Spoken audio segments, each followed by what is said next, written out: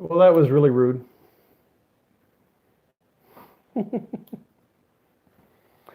That was uncalled for.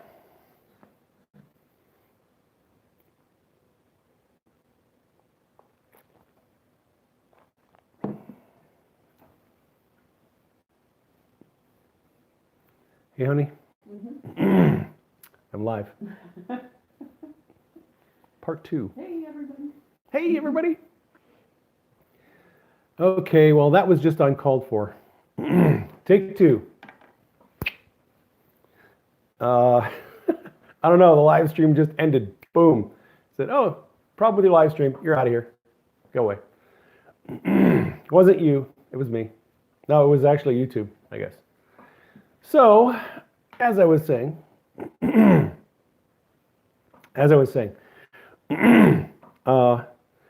changes to the system,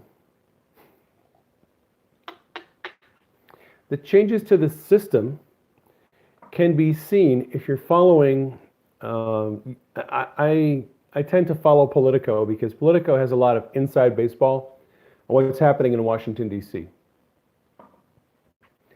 And the Johnny McEntee coming into the Office of Personnel Management and getting rid of a whole bunch of swampy deep state people and bringing in fresh blood. Rick Grinnell being assigned temporarily as Director of National Intelligence, going into the Office of ODNI and cutting a whole lot of swampy deep state people out of the National Security Council and out of other intelligence agencies. All those changes, the firings that Rex Tillerson did in the State Department, when Rex was Secretary of State, he gutted the 7th floor at the State Department. He got rid of a whole bunch of people. So FBI, Comey, McCabe, James Baker, just go down the list. Strzok, Page, Priestap, all the top upper echelon FBI, gone. A lot of the upper echelon DOJ, gone. Why? Because they're corrupt. Now, that's removal of people. But we also have to have a change in the institutions, rules, regulations, policies, inspector general, accountability.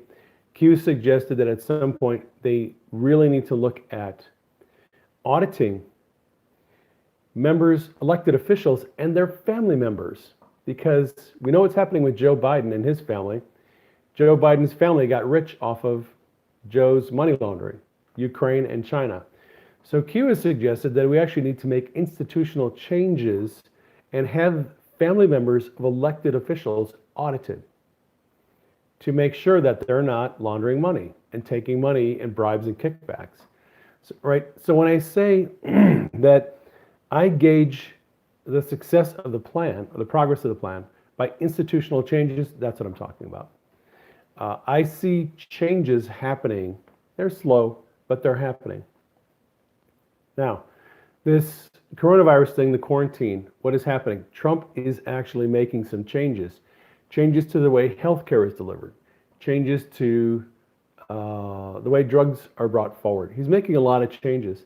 He's using his executive power under a national emergency to make some significant changes. Right? And everyone's kind of taken aback because all these changes are happening. And everyone's trying to figure out what the heck is going on. Like, everything's changing so fast. It's hard to keep up, and it's hard to read the tea leaves on what these changes mean. What is the real agenda? Now, I think there is, look, Trump is a smart businessman. Trump is he's a capable executive.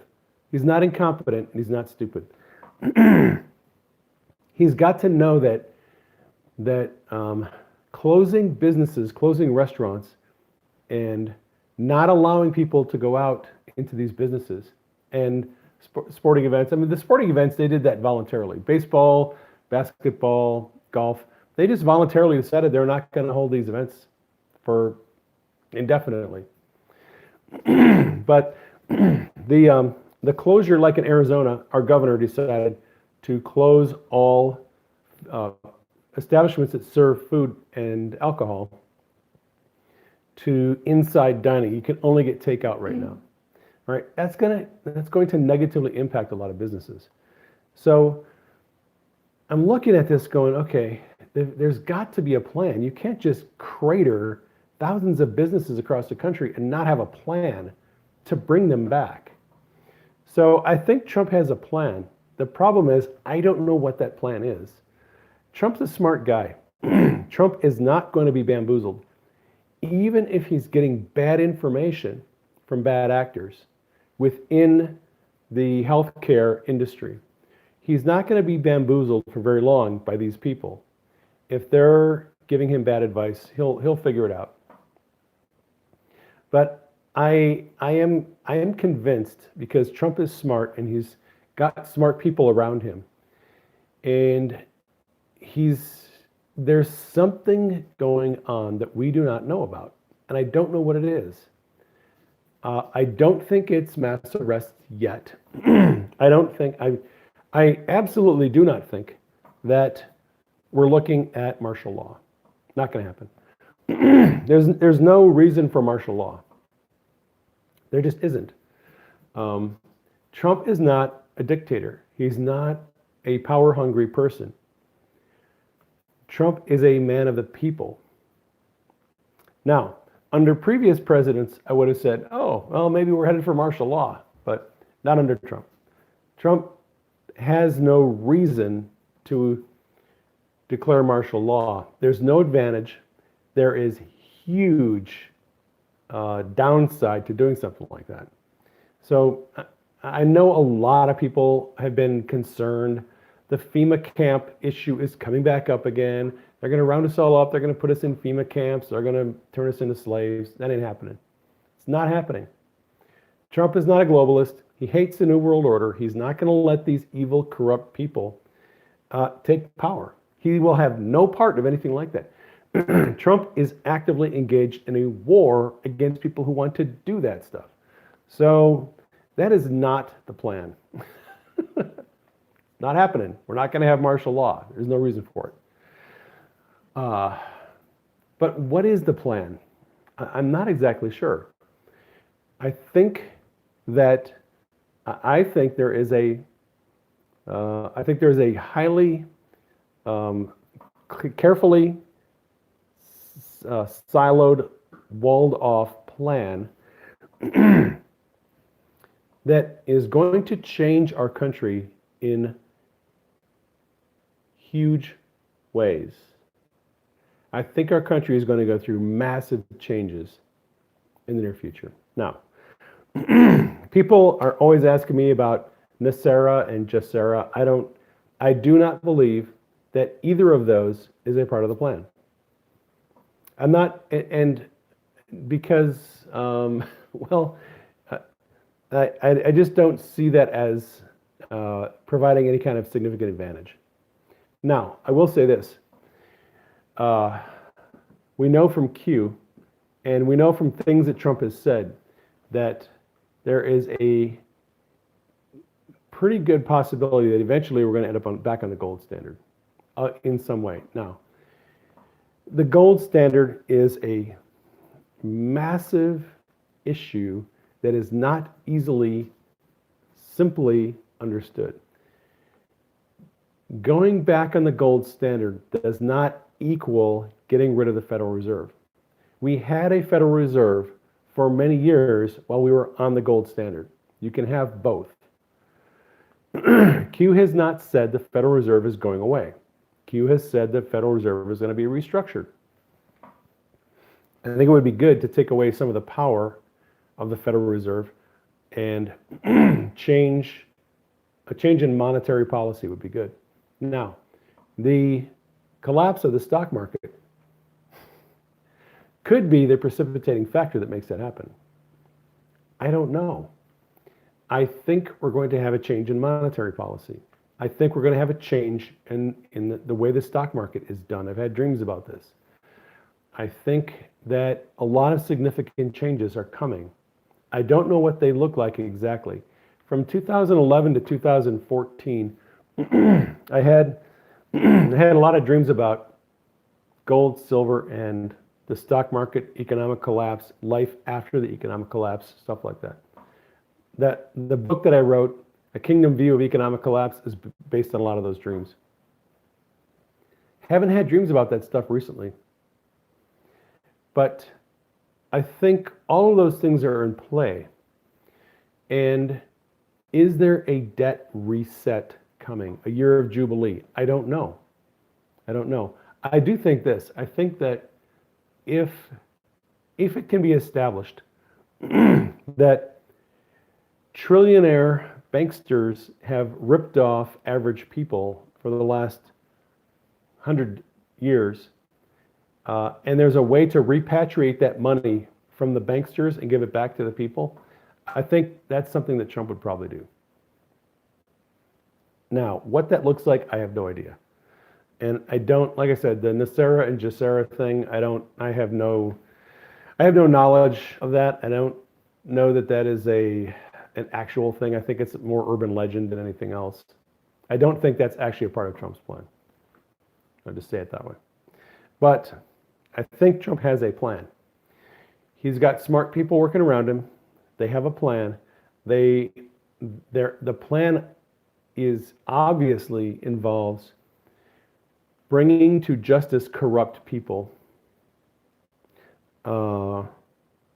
restoring and returning the wealth that was stolen, I think, reforming institutions that have been corrupt institutions that have been created to allow corruption to persist. I think the plan involves unveiling some secret space programs, unveiling some cures that have been hidden, unveiling some free energy sources that have not been disclosed, keep us dependent on fossil fuels. I think there are a lot of things in the future that are coming. I don't have time here to describe them all. I didn't make a list of them. I think there are a lot of things that Q has kind of hinted at and alluded to, and Trump has hinted at, that are going to be coming in the future. I think our future is going to look very different in 10 years than it does right now. And I do not think we're headed toward the mark of the beast, the Antichrist, a one world government, or any of that, because I don't know. A couple of reasons. One, God really didn't speak to me about that. I know he speaks to other people about that stuff. God doesn't show me any of that stuff coming. He shows me a very hopeful, optimistic, blessed, financially blessed, prosperous future. That's what I've seen.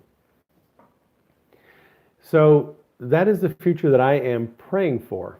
And that's the future that I'm believing for, and that's the future I'm declaring. I think we're in for a very bumpy ride. Look, when Trump told the reporters, maybe it's the calm before the storm, that was almost 3 years ago. We've been in the calm for a long time. The storm is getting close, and there's a reason why it's called a storm. It is going to be a wild ride. We're going to be perplexed. We're going to be confused. We're not going to know what's happening all the time. A lot of these operations, highly secretive. We don't know what's going on. We just see all this chaos going on around us and wonder what the heck is going on. Well, guess what? You're in a storm.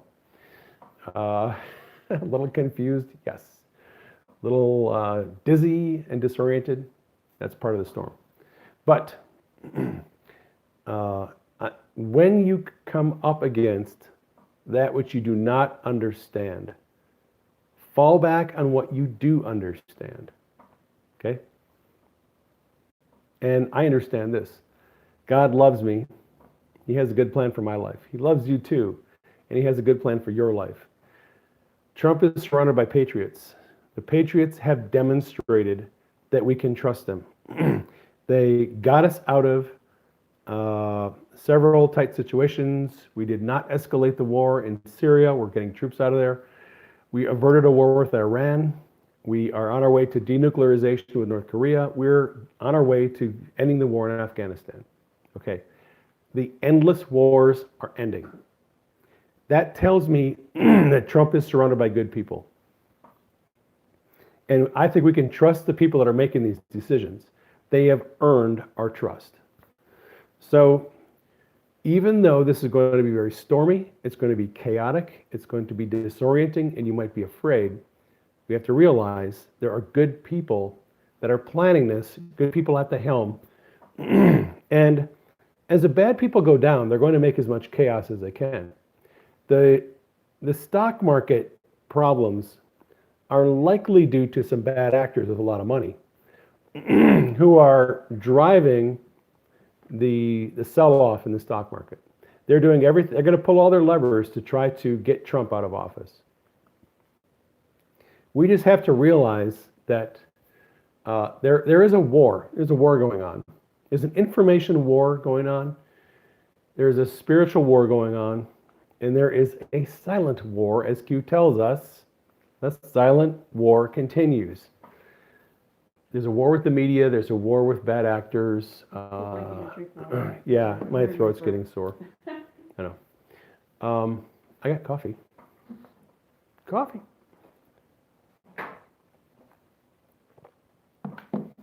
For a lot of us, the war is in our mind. A lot of people have become victims of the war on their mind. They've given up hope. They've given up any optimism because the devil has gotten their mind and their thoughts all scrambled up, and they become a prisoner of the enemy. The war is real. Information warfare. We're all being bombarded with a lot of fake information, both from the mainstream media and from our friends. I have gotten more fake information from my followers on Twitter in the last 3 days than I have in the last 3 years. I've been inundated with false information. Information warfare. And Pompeo said the other day that a lot of this information is coming from Iran and China. Our friends are sending us misinformation that's coming from Iran and China. How's that? You like that? Information warfare. Get your information from reliable sources. That's why I follow Trump in his live streams, because I know I can trust the things that he and Pompeo and Pence, when those people, Homeland Security, FEMA director, those people, I trust those people. And when they say we have no plans to institute a national lockdown, we have no plans to declare, military martial law, I trust them. So I think it's very important in these days to get your information from reliable sources. People that are not going to jerk your chain and not trying to, spread fear, get clicks, whatever. There's a lot of clickbait out there. I would avoid that. Change is uncomfortable. We're going through a lot of change. Change is uncomfortable, but it's necessary. And the changes that we have been prepared for, the changes we're going through. The last 4 years have prepared us for these changes. We have been mentally prepared. God has a good plan, and we need to, as best as possible, keep our ear open to what God is saying. Trump is going to fight every day until he achieves victory. He is not a quitter. He is not going to back down. He is going to be victorious. Patriots are risking their lives every single day. And they're doing it for the cause of freedom. And we should count our blessings every day that we have people like that willing to die for us. And I would ask you to keep all of those in prayer. Keep President in prayer. Keep Mike Pompeo, Mike Pence, and his team of people in prayer. Keep Q in prayer. Keep me in prayer. keep Denise in prayer. We're going to get through this, and we're going to be victorious, and we're going to get our country back. As Steve Bannon said, if you think they're going to give you your country back without a fight, you are sadly mistaken. There is a fight, and evil people are going to fight this thing all the way.